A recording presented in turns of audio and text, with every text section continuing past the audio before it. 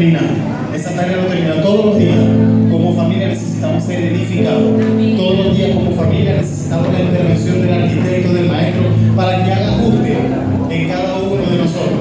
De pronto, el día de hoy se levanta el papá un poquito desorientado, necesita ajuste. De pronto, la mamá que el día de mañana se va a levantar como gotera de lluvia pelear, necesita ajuste. De pronto, uno de los hijos que yo tenemos varios hijos se levanta como un berrinche y necesita ajuste. Así que la familia siempre va a necesitar de una u otra forma la intervención del maestro para que siga construyendo su perfecta obra en cada uno de nosotros. ¿Amén? Así que yo quiero bendecirles a todos, hermanos, agradecerles por asistir a la convocatoria del domingo pasado en la actividad que llevamos a cabo en la granja Cantar de los Cantares. Amén. Gran parte de estas familias pudieron estar, sé que hay otros que no están hoy acá, que estuvieron el domingo pasado con nosotros, pero quiero que se den un fuerte aplauso.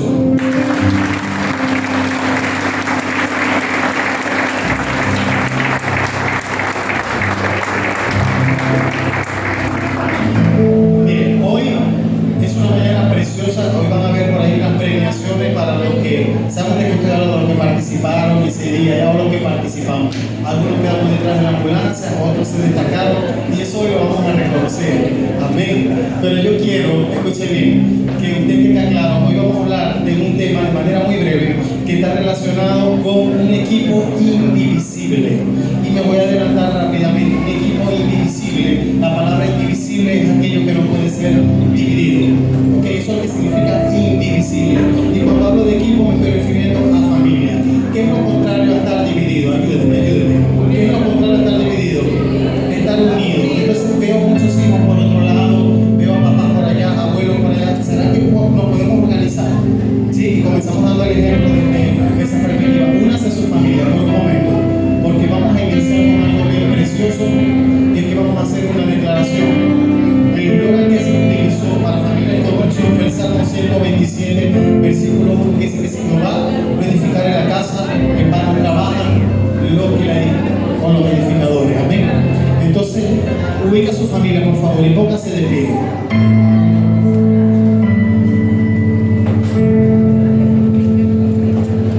Quiero que ubique a su familia. ¿Dónde está mi familia? Mi esposa, mis hijos. Vengan un momento aquí conmigo. Y si usted hoy vino solito en representación de su familia como pionero, lo felicito. Usted está abriendo brecha, está abriendo un camino para que su familia el día de mañana también pueda estar acá. ¿Dónde está Rubén, Aarón? Y si hoy vino solito, no vino su familia, adhiérase a un grupo. Aquí hay muchos que estamos dispuestos a pedir los brazos y que pueda formar parte de esta gran familia de Cristo. Amén. Aarón, corre.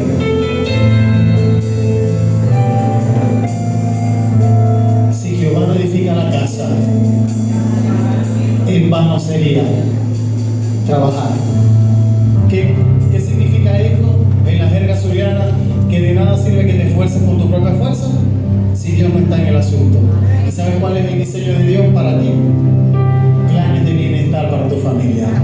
Quiere ver familias consolidadas, familias unidas, que sean indivisibles, que aunque vengan los ríos, aunque vengan las tempestades, aunque vengan los problemas, la escasez, la diferencia de criterio, puedan entender que usted está cimentado sobre la roca inconmovible que es Cristo Jesús. Diga conmigo, mi casa no se cae. Mi casa no se cae. Ahora, ¿por qué no se cae tu casa? A ver. Yo no escucho. ¿Por qué no se cae?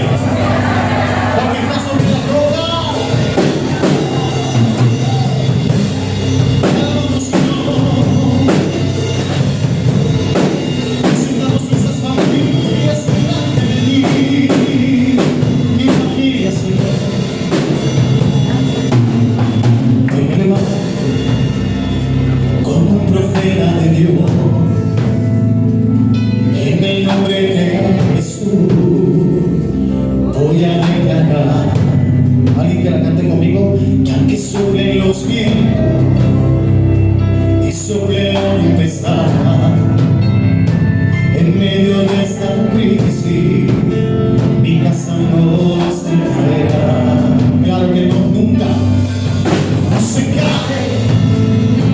Porque está sobre la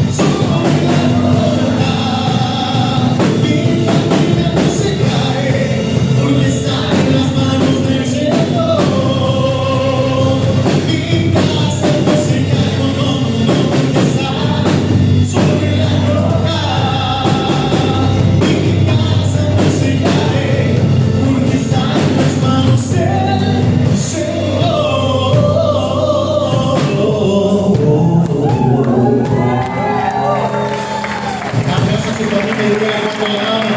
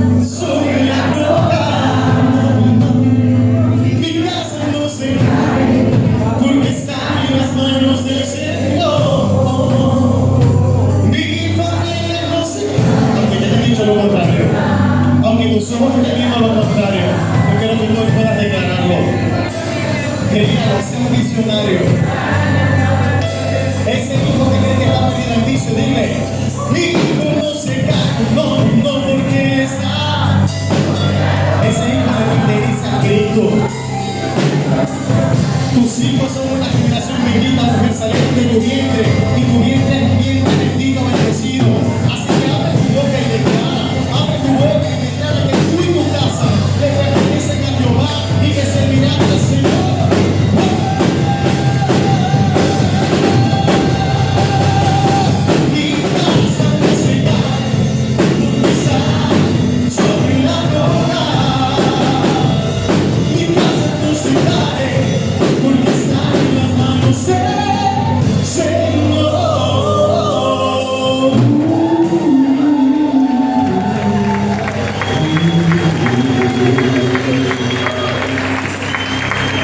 Aleluya, pueden tomar asiento. Mire, si le prometo que voy a hacer breve. Pero lo que voy a compartir es tan importante, porque no es la palabra de Edwin Aguirre, es la palabra del Señor. ¿Qué dice, amigo?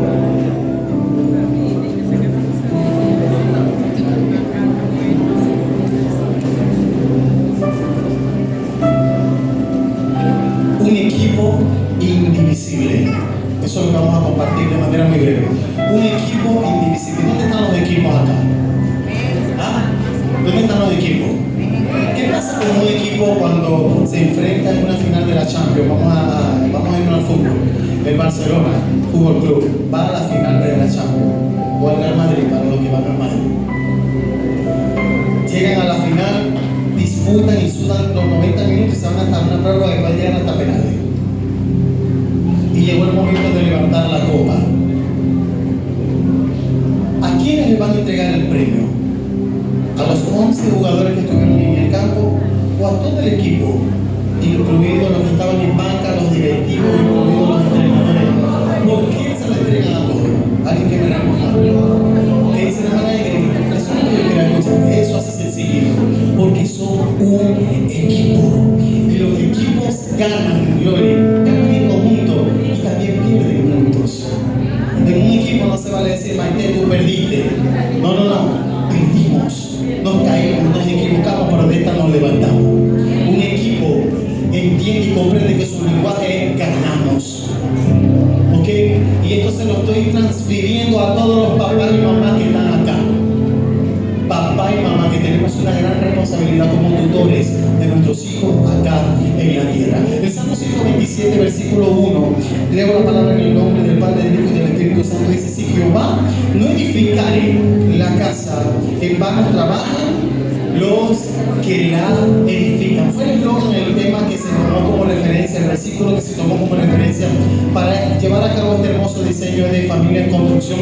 Y aquí hago un preámbulo para bendecir la vida de Yirimar y de José Alberto. Y quiero que den un fuerte aplauso a Yirimar y a José Alberto. Son maravillosos. Los amamos de gran manera.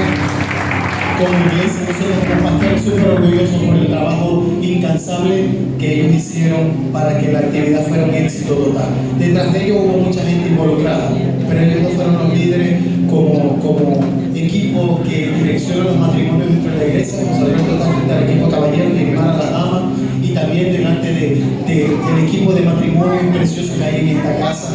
Y esto fue posible gracias a la determinación y a creerle a Dios. Ellos no se rindieron en ningún momento. Fue el primer encuentro familiar del 2025, pero ya para el 2026 ya están por ahí surgiendo ideas, porque esto no se va a detener, ¿ok? Porque tu ministerio más grande no es venir un domingo a las 9 p.m. a la iglesia, a las 9 a.m. a la iglesia, perdón, corrijo. Tu ministerio más grande no es estar en la iglesia, tu ministerio más grande es que tu familia, tú puedes garantizar que tu familia juntamente contigo le sirvan al Señor, que podamos tener familias saludables, familias estables, familias bendecidas, que comiencen desde el hogar para que se pueda reflejar aquí el resultado de lo que ya se gestó en la intimidad a puerta cerrada donde nadie te ve. Los verdaderos matrimonios se conocen en la intimidad, los verdaderos grupos y equipos poderosos se conocen en la intimidad. Amén. Entonces, hablábamos de equipo indivisible. Y si hablamos de equipo indivisible, estamos hablando de un equipo que no se fractura fácilmente, de un equipo que no se divide fácilmente, un equipo indivisible. Ni siquiera la palabra fácilmente entra, porque si es indivisible, automáticamente te dicen que no hay manera de dividirlo. ¿Cuántas familias de las que están acá quieren después de hoy salir con su cabeza en alto y diciendo: mi familia es un equipo indivisible? ¿Usted se imagina eso? ¿Ah? Por muchas diferencias de criterio que podamos tener, porque somos seres humanos pensantes, pero que tú puedas salir de este lugar diciendo: mi familia es indivisible. No hay manera de que sea penetrada por las tinieblas, no hay manera que prosperen los dardos del enemigo en mi matrimonio, no hay manera que prosperen los dardos del enemigo en mi relación de padre con mis hijos, no hay manera que pueda prosperar la obra del maligno en mi relación con mi hermano, con mi hermana, con mi tío, con mi primo, con mi papá, con mi mamá. Eso es lo que el Señor quiere: familias saludables, familias prósperas. Pero para llegar a ser una generación o un equipo indivisible, escuche bien, muchas veces, porque tenemos que ser sinceros y no puedo hablar aquí de fantasía, tengo que hablar de realidad, muchas veces nos vemos en la penosa realidad de pasar por la otra cara de la moneda, por ser lastimosamente golpeados por las tinieblas, y muchas veces hay división en la familia, porque no puedo esconder esa realidad. Por eso es el motivo de esta enseñanza. Muchas familias se encuentran divididas, esposos que duermen de espalda a la esposa, y no porque sea la postura ideal para dormir, sino porque no hay de ninguna manera conexión alguna. ¿Por qué? Porque han permitido de una u otra forma que la obra del maligno gane terreno dentro del matrimonio. Hermanos que son como perros y gatos, relaciones de padres e hijos que son 100% nulas. A esa persona yo vine a hablarle en esta mañana y a decirte de parte del Señor que Él preparó una mesa para ti, preparó una mesa para tu familia, con la intención que la misma sea restaurada, que puedas tener un equipo indivisible. Pero para que eso acontezca hay que ir a la raíz de todas las cosas. ¿Saben? La Escritura me enseña una historia que es la que hoy quiero compartir con ustedes, porque esa historia desencadenó un sinfín de consecuencias que convirtió a una familia en un reino dividido. Y es inevitable no hablarle de un personaje que ustedes conocen, y fue nada más y nada menos que el famoso rey David. El famoso rey David tenía su esposa. ¿Cuántos saben quién fue la primera esposa de David? La gente que lee Biblia. ¿Ah? Ajá, ¿y era hija de quién? Qué bueno que la gente lee Biblia. David se ganó un galardón cuando venció a Goliat, muchos galardones, y entre los que se ganó es que le prometieron que le iban a entregar una princesa, hija del rey Saúl, Mical, ¿verdad que sí? Y David le cumplieron, y bueno, David se casa con una de las hijas de Saúl, con Mical, y esa era su esposa. Sin embargo, David, que era un hombre acostumbrado a la guerra, a la batalla, en algún momento de su vida se descuidó, como muchas veces nos hemos descuidado nosotros, ¿ok? Porque voy a hablar de un David imperfecto, así como eres imperfecto tú y como soy imperfecto yo. Un David humano se equivocó. ¿Y qué pasó? Lastimosamente se descuidó. Y cuando tenía que ir a una batalla, en aquel tiempo los reyes no eran como los de Inglaterra, que viven sentados en un trono y desde ahí hablan y se ejecuta la orden de lo que ellos dicen. Los reyes daban ejemplo y tenían que ir a las batallas, y iban en la parte de adelante direccionando al pueblo, y los demás venían detrás, y lo que el rey decía, eso se hacía. Pero David, en una de las tantas batallas que tenía que ir a enfrentar al equipo enemigo, ¿qué hizo? Simplemente delegó su responsabilidad para la Zenaida. Y quiero ver la mano levantar todos los papás que estamos acá. Levanta la mano a los papás. Papá que estás acá, repite conmigo. Las responsabilidades que tengo como sacerdote no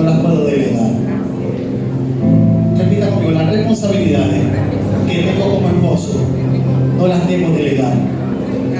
Las responsabilidades que tengo como padre no las puedo delegar. ¿Está entendiendo lo que le quiero decir? Es tu responsabilidad levantar una generación santa. Es tu responsabilidad llevar la provisión a la casa. No puedes darle esa responsabilidad a otro. Es tu responsabilidad levantar un altar familiar en casa. ¿Ok? No es del vecino, ni del abuelo, ni del primo. Es tu responsabilidad como sacerdote. Y por eso a ti y a mí un día nos van a pedir cuenta. Y la responsabilidad de David era ir a la batalla y defender la soberanía de la nación de Israel como nación. Ahora David se quedó, y usted lo sabe más que yo a través de la historia. ¿Qué hizo David? Se quedó en un peligro inminente llamado estado de ocio. ¿Usted sabe que está en estado de ocio? ¿Ah? Cuando la mente está ociosa, ¿sabe lo que es eso? En aquel tiempo, podríamos decir, si pudiéramos llevar este tiempo al pasado, diríamos que David prefirió quedarse viendo una serie de Netflix que ir a cumplir con su asignación. Prefirió pasar 24 horas con el teléfono, dormir de madrugada incluso, que atender una responsabilidad de cobertura. ¿Y sabe qué aconteció? Mientras los otros estaban guerreando y matándose por allá, traspasando espadas con ejércitos enemigos, David se asomó por la ventana. Ya el hombre estaba acalambrado de estar acostado y quiso asomarse por la ventana de su palacio y observó muy de cerca un escenario. ¿Cuál era el escenario que observó? Una pequeña zorra, que fue lo que mi esposa predicó. Cuando hablo de pequeña zorra, yo no estoy hablando de prostitutas, estoy hablando del animalito que mi esposa ejemplificaba. Y sus ojos, uno de los sentidos lo traicionó, que fue la vista, y lo llevó a mirar lo que no tenía que mirar. ¿Qué observó David? A una mujer que se estaba bañando y estaba desnuda. Me imagino que era una latina, una venezolana, preciosa. La Biblia describe a Betsabé como una mujer preciosa. Aquí también tenemos una Betsabé hermosa, pero la Betsabé de aquí está ungida. Y David observa a Betsabé. ¿Y qué pasó? Comenzó a viajar en el espacio sideral. Y en el mundo de la imaginación comenzó a crear escenas. Usted me entiende lo que yo estoy diciendo, ¿verdad que sí? Con Betsabé. Y en Salomé, la primera pastora Zenaida se resistió y reprendió al diablo. Pero después se devolvió. Y como estaba en estado de ocio y no estaba haciendo algo valioso, se volvió a asomar. Se volvió a quitar y se volvió a asomar. Hasta que dijo, bueno, si voy a pecar, peco completo, la voy a mandar a buscar. Y David mandó a buscar a Betsabé. Y usted sabe lo que pasó. ¿Cómo se resistía aquella mujer ante un rey? Aparte que la palabra dice que David era un hombre de hermoso parecer, tenía liderazgo. Sin embargo, no la justifico. Ella pudo haber dicho: yo soy una mujer casada, tengo un esposo extraordinario llamado Urías que me ama, que me trata como una princesa. Pero la mujer no sé qué le pasó. Sé que el enemigo estaba en medio de este plan y David transgrede un principio, y ese principio fue el inicio de una sentencia para una familia. Así es. El haber traspasado una barrera, el no haber interrumpido el proceso del pecado en su vida, el haber llegado a la consumación del pecado, de acostarse con una mujer prohibida, que no era su esposa, le estaba faltando a su esposa, pero también aquella mujer le estaba faltando a Urías. ¿Y sabían quién era Urías? Guerrero. No solamente un guerrero, amaba a David. Urías para mí podría ser un Audi. Urías para mí podría ser una persona que más que un primo, un hermano para mí. Y Urías estaba al servicio de David en todo momento, en todo tiempo. Y David no escatimó ni siquiera que fuera Urías, la persona era el esposo de Betsabé. Y David no le importó. Y David se acostó con Betsabé. Y quedaron consecuencias. ¿Cuáles fueron las consecuencias? Betsabé quedó en estado de embarazo. Y al quedar en estado de embarazo, David entró en un colapso. Y el colapso lo llevó a donde muchas veces nos lleva el enemigo cuando cometemos un error y no queremos confesarlo. ¿Cuál es la actitud que toma el ser humano cuando mete la pata? Disculpa la palabra, en la jerga zuliana. ¿Qué es lo que hace uno cuando hizo algo malo? Normalmente. Ojalá fuera el arrepentimiento, como dice el hermano Jorge, pero lastimosamente muchos lloran o muchos lloramos y decimos que ese llanto de arrepentimiento, el arrepentimiento no es llorar, el arrepentimiento tiene que estar acompañado de la acción de cambio. Porque muchos lloran para calmar la conciencia, pero siguen manteniendo oculto aquello que están haciendo. Y David quizás lloraba así porque tenía el corazón conforme a lo de Dios, pero el instinto que le llevó a David fue esconder el pecado. Y dijo: yo tengo que crear un escenario, una historia, mantenga a buscar a Uría, tráiganselo de la guerra, y trajeron a Uría, que Uría mi señor, él aquí. Y David le dijo: chico, yo quiero que descanse, ya tú has matado a mucha gente, estás llenando mucho de sangre, ve a descansar, ve a disfrutar con tu esposa. ¿Qué quería David? A ver, ¿qué quería David? David quería que Uría rápidamente tuviera intimidad con Betsabé, para que si Betsabé el día de mañana comenzaba a notársele un cambio en su cuerpo, entendiera automáticamente Uría que el niño era de él. Porque Uría quizás no dudaba de Betsabé, confiaba ciegamente en ella. Y David lo envió para que se acostara con Betsabé. ¿Y qué hizo Urías? Urías le dijo: no, mi señor, en ningún momento lo voy a dejar solo, estamos en periodo de guerra. Si vienen los enemigos, los opresores a quererlo traspasar a usted, primero me tendrán que traspasar a mí. Yo daré mi vida por ti. Imagínense usted eso. Cómo el Señor le estaba dando una lección de lealtad a David a través de un siervo como Urías. Y David lo embriagó, le dio bebida para que el hombre se embriagara y fuera a tener intimidad con la esposa. Y el hombre, hermano, firme en sus convicciones de ser fiel y leal a David. Pero entre más fiel era Urías, la brecha de la consecuencia de lo que venía era mayor. Y es entonces cuando David decide un plan maquiavélico, y el plan que decide David es que tenemos que matar a Urías. Y hace una carta, y en la carta que David redacta le dice al general, como el ministro de defensa acá en Venezuela: aquí te envío a Urías, por favor, ponlo de primero en la línea de batalla, para que cuando lancen la primera flecha lo traspasen y muera. ¿Y sabe quién le entregó a David la carta para que la llevara al ministro de defensa? A Urías. ¿Y sabe que Urías nunca abrió la carta? Urías llevaba la sentencia en su mano. Su sentencia de muerte la llevaba en la mano, se la llevó al ministro de defensa. El ministro de defensa, automáticamente, de los ejércitos de Israel, cuando observó aquello, me imagino que tuvo que haber mirado a Urías, armarse de valor, y le dijo: Urías, tú que siempre estás atrás, hoy vas a estar adelante como un protagonista. Urías, feliz de la vida, dijo: me están promoviendo, me están reconociendo mi lealtad, que soy un valiente, que soy un guerrero, y no sabía que iba rumbo al matadero. ¿Y qué pasó con Urías? Lastimosamente lo mataron. David creyó cumplir el objetivo, creyó esconder debajo de la cama el pecado, en lo oculto, y dijo: ya arreglé todo con maquinación. Cuando la palabra dice que 6 cosas aborrece Jehová y 7 abomina su alma, y el hombre que maquina los pensamientos de maldad es abominación a Jehová. Y Jehová abominó lo que David hizo como sacerdote, como esposo. Escuchen bien los esposos que están acá. ¿Y saben qué pasó? ¿Usted sabe por qué el enemigo atacó a David? Primero, porque era un general del ejército de Dios. Y segundo, porque el enemigo va por la cabeza. ¿Sabía eso? ¿Quién es la cabeza del hogar? A ver, cuidado que me salga una mujer por ahí diciendo que usted es la cabeza del hogar. ¿Quién es la cabeza del hogar? Los esposos somos la cabeza del hogar. Entonces, ¿a quién le tienen el hacha puesta y la flecha direccionada hacia la cabeza? ¿A quién? A los esposos. Repita conmigo, esposo, esto es conmigo. Diga, eso es conmigo. Así que hay que cuidarse. ¿Dónde está el propósito? Hay que cuidarse, porque cuando hay propósito, el enemigo nos tiene, miren, con un fusil automático liviano medido, esperando que nos descuidemos, que entremos en un periodo de ocio para destruirnos. ¿Saben por qué? Porque al destruirnos a nosotros, al destruir la cabeza, ¿qué pasa cuando destruyen la cabeza? Todo lo demás se acaba, todo se desmorona.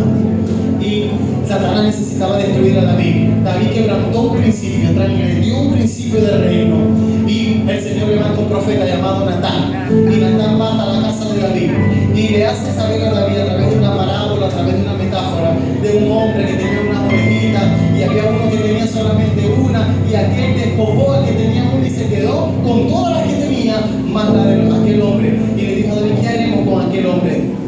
Y David le dijo: el tal es digno de muerte, mátalo, acábenlo. Y el profeta Natán le dijo: ese hombre eres tú, así te dice Jehová. Pero en ese momento, que aquí es donde yo quiero enfocarme, le dice: por causa de tu desobediencia, por causa de tu acción maligna, de tu maquinación y de permitir que tu sacerdocio, tu liderazgo como rey haya sido socavado, no cesará la sangre y la guerra en tu casa y en tus hijos. Ay, Dios mío, mire la sentencia que comenzó por la cabeza, desciende sobre los hijos de David. El matrimonio de David fue un desastre, yo no tengo que caer en detalles al respecto de esto. Y David finalmente cumplió su objetivo, se quedó con Betsabé, la mujer que él amó. ¿Ok? Imagino el desastre moral en medio de esa sociedad, porque no hay nada oculto que no salga a la luz. Y así como el profeta Natán, el Señor le reveló que había asesinado a Urias, sé que más de uno también lo tuvo que haber sabido. Ahora, cuento esto porque eso fue lastimosamente el detonante de una familia que se dividió. No fue una familia indivisible, pero en Emmanuel yo declaro que se levantan familias indivisibles. Amén. Pero para que se levanten familias indivisibles en Emmanuel, necesitamos hombres que sean centinelas, que se paren en la brecha y que entendamos que la responsabilidad de orar no es de la esposa. Es que algunos creen que la responsabilidad de orar es de la viejita, de las ancianas, de los diáconos y de las esposas. Y los hombres no oramos. Cuidadito, porque eso se está mitad de negocio. ¿Y qué pasó? A David le dan una sentencia, le dice: se te levantarán tus hijos. Y voy a contar rápidamente la historia de 3 hijos de David. 3 hijos, porque estamos hablando de familia, de un papá que se equivocó, de un papá que se convirtió en asesino intelectual, de un papá que maquinó maldad, pero aún así un papá que se arrepintió y que halló misericordia delante del Padre. Pero quiero dejarle claro a la iglesia Manuel lo siguiente: ¿quedaron consecuencias de las acciones de David, sí o no? ¿Lo perdonó Jehová, sí o no? Pero quedaron consecuencias, sí o no. Hay un mensaje para la iglesia, hay un mensaje para la familia, hay un mensaje para los esposos, hay un mensaje para las esposas. Cuando tú enmancillas tu hogar, cuando tú enmancillas tu matrimonio, ¿sabes de qué estoy hablando, verdad que sí? Cuando traspasas barreras, cuando tú faltas en el matrimonio, hay consecuencias. Porque abres puerta, das un acceso legal y el enemigo entra a la casa y dice: permiso, que llegué yo. Y tú no vas a tener ninguna moral para decirle: en mi casa no entra, porque mi casa no se cae porque está sobre la roca. El enemigo te va a hacer así. Te puede decir: yo conozco quién es la roca inconmovible. Te puede decir el enemigo: yo conozco quién murió en la cruz. Pero aquí no tienes autoridad. Por eso apártate que voy a entrar. Eso es verdad. Cuando nosotros damos un acceso, y David abrió una puerta, una brecha para un desastre que venía sobre sus generaciones. ¿Sabe qué es lo que le duele más a un padre? ¿Qué es lo que le duele más a un padre? Ver a los hijos sufrir. Hay psicólogos que expresan y dicen que uno de los duelos más fuertes y más difíciles de superar, por aquí está cielo. Se dice cielo, lo está investigando, que a nivel de psicología dicen que uno de los duelos más fuertes que puede existir es la pérdida de un hijo. La pérdida de una madre también sé que es fuertísima, pero la pérdida de un hijo es indescriptible. ¿Y sabe algo? A David tuvo un hijo que él amó, porque muchos no hablan de eso. David lo amó y ese hijo se llamó Absalón. Y usted sabe que Absalón, la maldición nunca llega sin causa. La maldición, cuando digo la maldición, es que la palabra es soltada. Así como está la palabra de bendición que se suelta y que dice que yo en mi casa serviremos a Jehová, la palabra comienza a gravitar sobre la familia. ¿Y sobre quién va a reposar esa palabra de yo en mi casa serviremos a Jehová? Sobre los que caminan alineados. ¿Sobre quién va a reposar esa palabra que ya fue soltada? Las bendiciones te perseguirán y te alcanzarán. ¿Sobre quién? Sobre el que camina alineado, sobre el que se somete a Dios. A él lo persigue la bendición y reposa sobre él. Pero también dice la palabra, ¿verdad?, que la maldición nunca llega sin causa. Y Absalón traía, aunque a muchos no lo crean, una maldición generacional, una sentencia que le fue dada a su padre.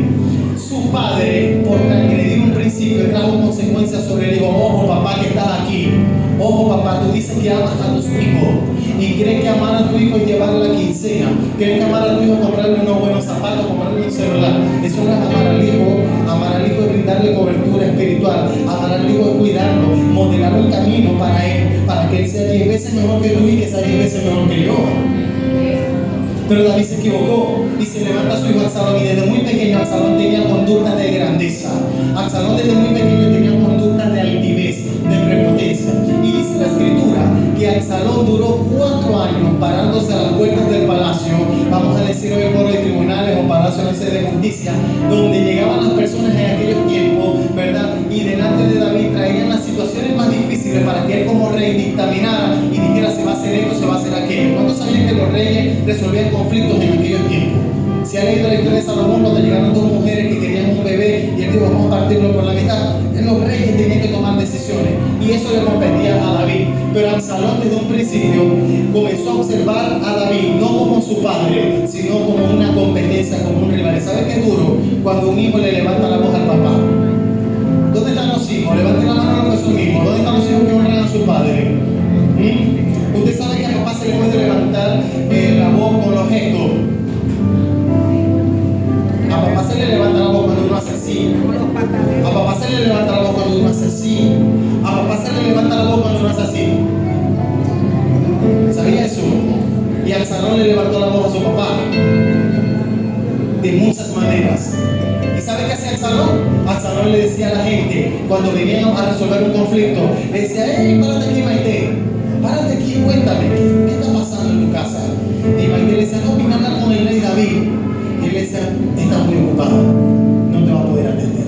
Pero aquí estoy yo, no te preocupes, aquí estoy yo como delegado para atenderte, para escucharte. Al principio se veía normal, wow, qué hermoso hijo colaborador. Pero de pronto llegó la pastora Zenaida desesperada con un conflicto familiar en busca de una orientación de parte del rey David. Y cuando la pastora Zenaida quiso acercarse al rey David, le dijo a Absalón, ya no le dijo que estaba muy ocupado, le dijo, él no tiene tiempo para escucharte, pero yo sí. Y después fue la pastora Onírica con un conflicto familiar, una situación que necesitaba un consejo del rey David. Y cuando llegó, se consiguió a Absalón a la puerta. Dice la palabra que fueron 4 años, 4 años Absalón gestando su plan. 4 años sentándose ahí, parándose ahí, atendiendo a la gente. ¿Con qué intención? ¿Con qué intención lo hizo? Con que cambiaran la imagen y el concepto que tenían hacia su papá. Y llegó la pastora Onírica para buscar el consejo de David. Y Absalón le dijo, ¿tú no conoces la historia de mi papá? Quizás el problema que tú traes no te lo va a poder resolver, porque es que él cayó en eso mismo y no ha podido levantar cabeza. Y comenzó a hablar mal de su padre, comenzó a hablar mal de las intimidades de su padre, comenzó a hablar de su papá y a decir, él no tiene las capacidades, yo sí las tengo. Y se le levantó en el reino en contra de su padre. Y fue tanto que se le levantó Absalón a David como papá. ¿Usted sabe qué duele cuando un padre se le levanta a un hijo? ¿Sabe qué duele cuando tú como papá eres capaz de escudriñar el corazón de tu hijo y darte cuenta que tu hijo tiene rencor hacia ti? Eso duele. Si no te duele como papá, tú necesitas una intervención quirúrgica espiritual que te abra el corazón. Pero como papá te tiene que doler.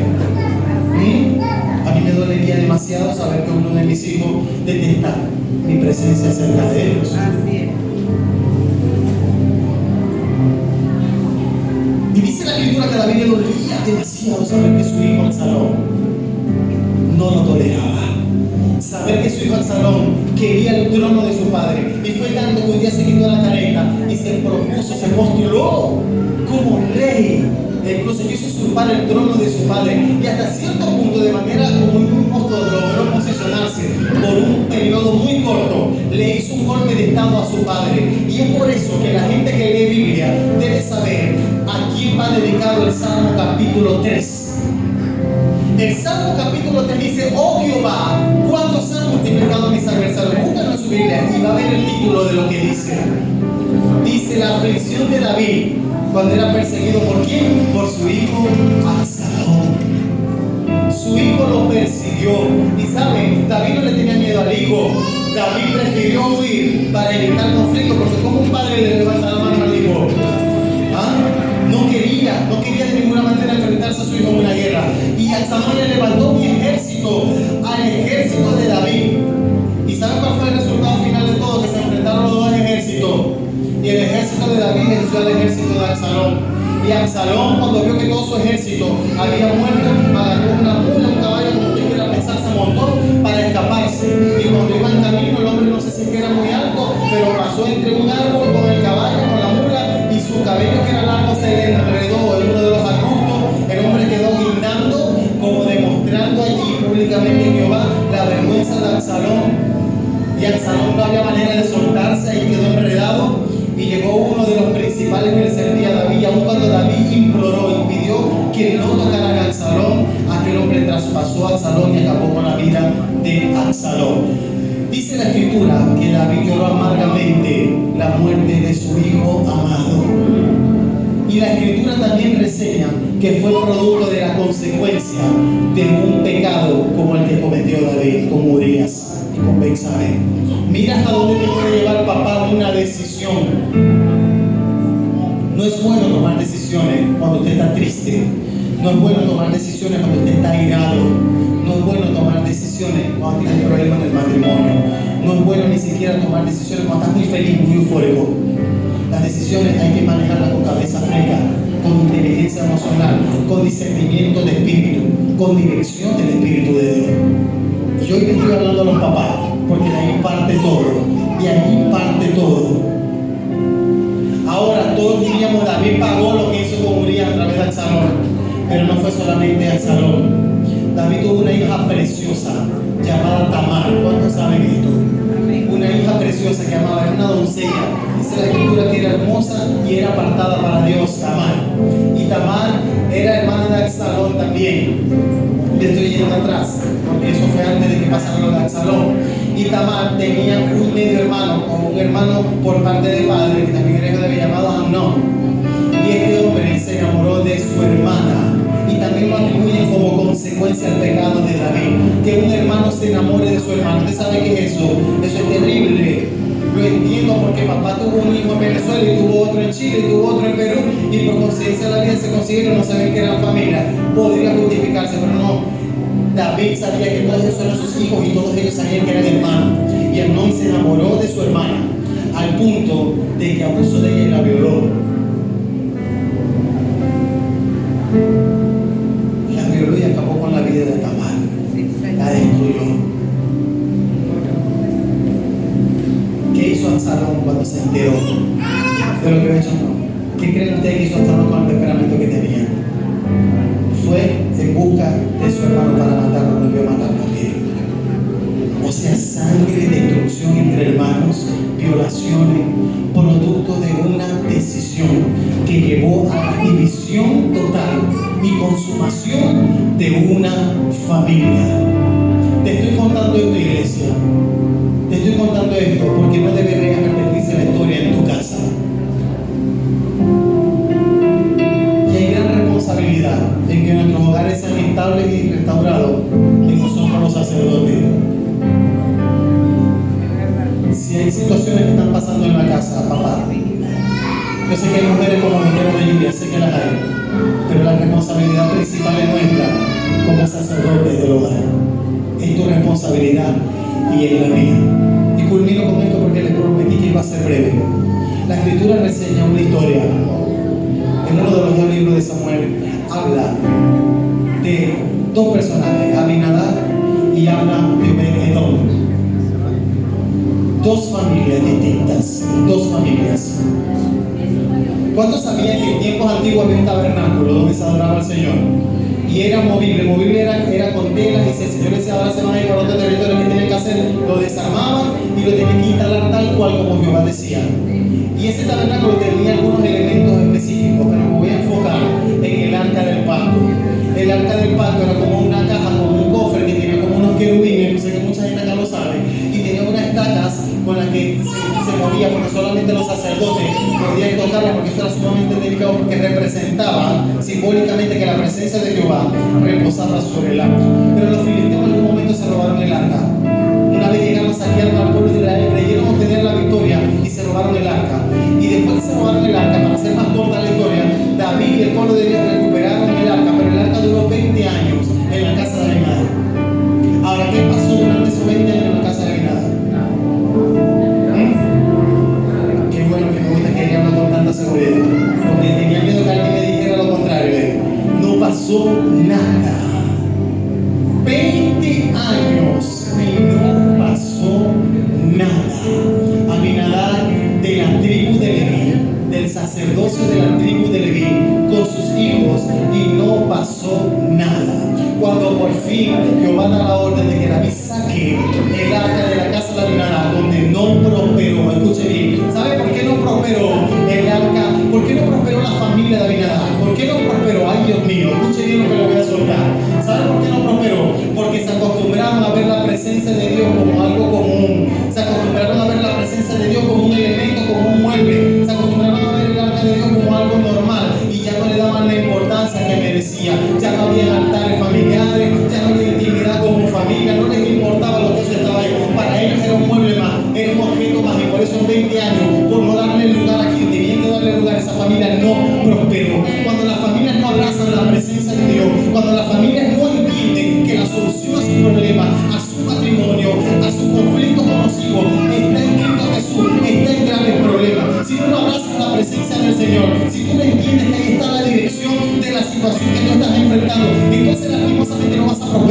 y vas a seguir en el mismo problema que va a quejar a tu matrimonio y lo va a llevar al divorcio.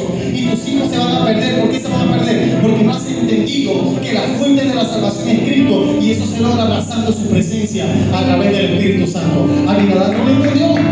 Apláudase para el Señor, y sus hijos tampoco lo entendieron.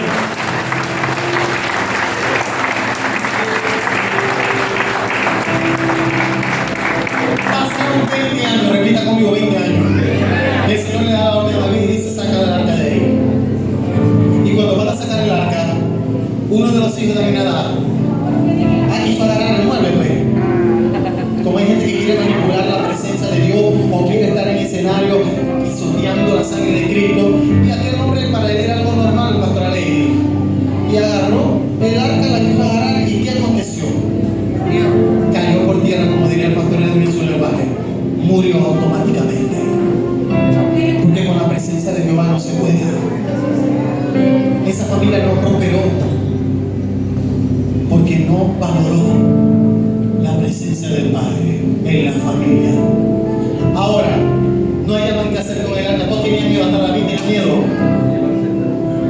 Y dijeron: no nos queda de otra. Por ahí hay un eteo. Y los eteos, ¿usted sabe de dónde era el origen de ellos? De tierra filistea ellos. Y deciden que se lo van a dejar a Obed-Edom. Y yo me atrevería a decir, la Biblia no, yo me atrevería a decir que dijeron: vamos a hacer una prueba piloto con estos ratones. Vamos a inyectarle la vacuna y a ver qué pasa. Vamos a dejar allá, a ver si se mueren todos. Ahí vamos a ver, hay mucho que se pierda. Ay, Dios mío, lo estoy diciendo yo. ¿Ok? El hombre era un portero, era un vigilante. Y le llevaron a Obed-Edom el arca. Pero cuando Obed-Edom vio el arca que llegaba a su casa, Obed-Edom entendió que no era un objeto cuadrado el que estaba llegando. Obed-Edom pudo entender que a su casa estaba tocando la misma presencia de Jehová de los ejércitos. Y quizás en la casa de Obed-Edom había un problema, y quizás el matrimonio de Obed-Edom en ese momento estaba tambaleando, y quizás la relación de Obed-Edom con su hijo no era la mejor, pero él pudo ser visionario, y él entendió como familia que la bendición de Jehová es la que enriquece, no haya tristeza alguna, y estaba llegando a su casa. Y el hombre se postró y dijo: yo la recibo, y preparó un lugar y limpió la casa y dijo: vamos a colocar acá el arca de Jehová. Ahora, ¿cuánto tiempo pasó el arca en la casa de Obed-Edom? ¿Cuánto tiempo? 3 meses, diga conmigo, 90 días, 3 meses. ¿Y qué pasó en los 3 meses? Ves a la casa de Obed-Edom, fue prosperada. Los hijos de Obed-Edom fueron prosperados, fueron jóvenes ilustres. La bendición de Jehová llegó sobre ellos, resplandecían. Todo el que pasaba por la casa de Obed-Edom decía: Dios mío, esta casa tiene un olor, esta casa inspira. Esta casa inspira. ¿Qué dirán esos muchachos que son tan educados? ¿Qué manera que estarán enseñando a sus padres? ¿Qué familia tan preciosa? Nunca la vemos dividido, nunca la vemos gritando, no la vemos dividido. Sin duda alguna somos una familia indivisible. Pero ¿sabe cómo se logró? ¿Usted sabe cómo se logró? Abrazando la presencia del Señor. Entonces, ¿qué vamos a hacer nosotros? ¿Qué vamos a hacer nosotros con nuestra familia? Vamos a seguir quejándola, vamos a seguir despechando y vamos a exponer las intimidades familiares. No lo haga, no siga cometiendo el error. Porque cuando usted habla mal de su hermano, cuando usted habla mal de su esposa, cuando usted habla mal de su esposo, cuando usted habla mal del hijo, usted está hablando mal de usted mismo. Usted se está traspasando a sí mismo. Y sabe algo, cuando tú hablas mal de tu esposo, cuando tú hablas mal de tu esposa con otro, estás cometiendo doble pecado. Doble pecado estás cometiendo. El primero, estás faltando a lo que Dios te entregó. Estás diciendo: no estoy conforme con lo que Dios me dio. O sea, es lo opuesto a lo que dijo David: las cuerdas me cayeron en lugares deleitosos, y es hermosa la heredad que me ha tocado. Yo quiero escuchar aquí a las familias de Manuel decir: Señor, las cuerdas me cayeron en lugares deleitosos, y es hermosa la familia que me tocó. Deja de estar mirando a la familia del vecino, deja de estar mirando y comparando y diciendo: ojalá mi esposa fuera como ella, deja de estar diciendo: ojalá mi esposo fuera como aquel que estudió, que se esfuerza, de estar comparando a tus hijos. No cometas ese error. Ama a tu familia, añádele valor, abrazando la presencia del Padre, que es el que puede hacer la diferencia en tu casa. Póngase de pie.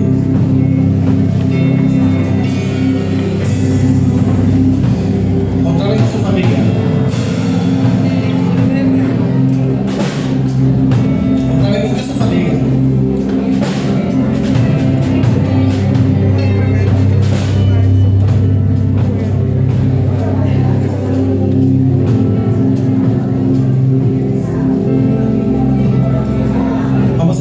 Señor, quiero que en mi casa siempre tu presencia sea la que reine.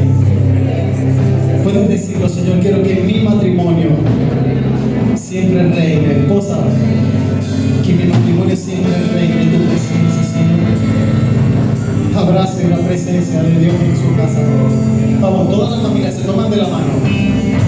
Si no la ama la esposa, oye la nombre de Jesús, arrepiéntase, pídase perdón. Y no le des más gusto al enemigo. Satanás quiere familias divididas, pero en Emmanuel hay equipos indivisibles. En Emmanuel hay familias bendecidas y unidas. Amén. Vamos a adorar. Cierre sus ojitos. Entra en mi casa, el arca de tu presencia. Invítale a tu casa. Entra en mi casa, el arca de tu presencia. Oh, así como vengo, llevaré tu presencia a mi habitación.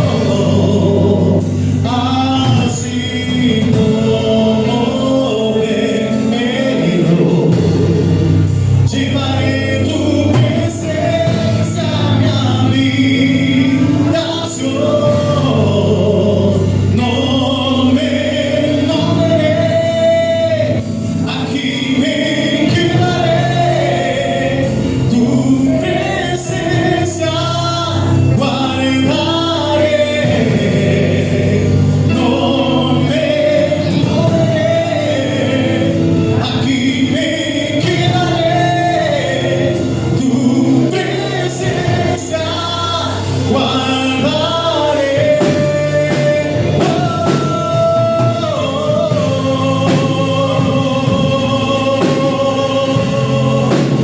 Padre, en el nombre de Jesús, hoy nos estamos presentando como familia, Padre. Presentamos nuestra condición actual. Quizás muchas de las familias que hoy venimos aquí venimos rotas, Señor. Quizás muchas de las familias que estamos acá, nuestra realidad no es la más adecuada ni somos el mejor modelo, pero es por eso que acudimos a la fuente de la salvación que eres tú, Cristo.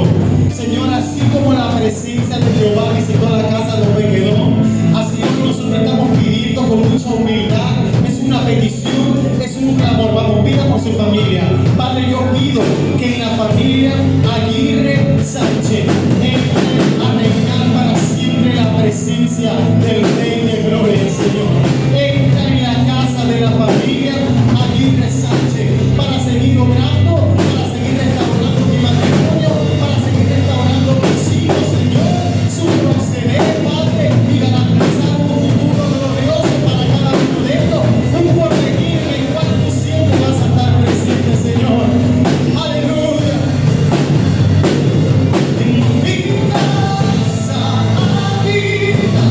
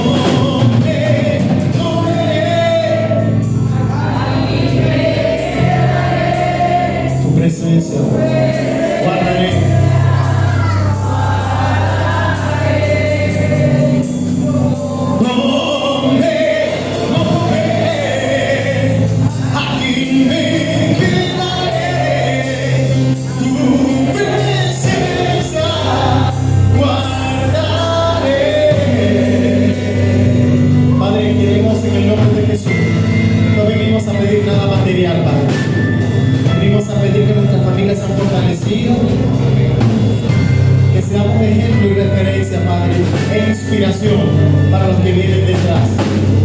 Que seamos familias indivisibles, inquebrantables, Señor, como el diamante. Haz matrimonios fuertes como el diamante acá en Manuel, Señor. Fuertes como las rocas, inquebrantables como el diamante, Señor. Mujeres virtuosas, Señor, que se paren en la brecha, con sensatez y sabiduría, que clamen por su hogar y por instruir a sus hijos.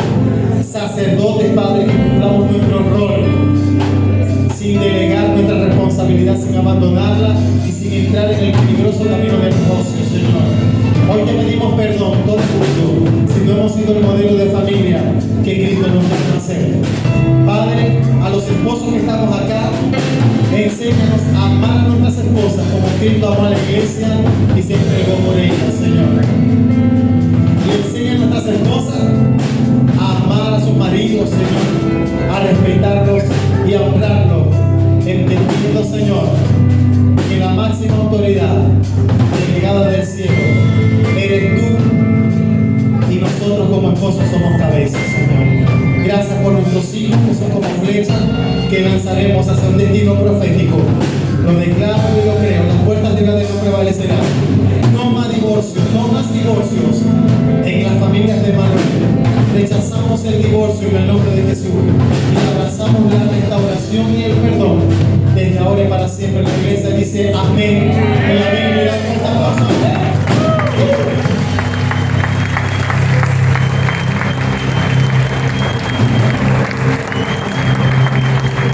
Ahora si quieren que tomen asiento. Tenemos varias cositas preparadas. ¿Están preparado el video? ¿Hay un video?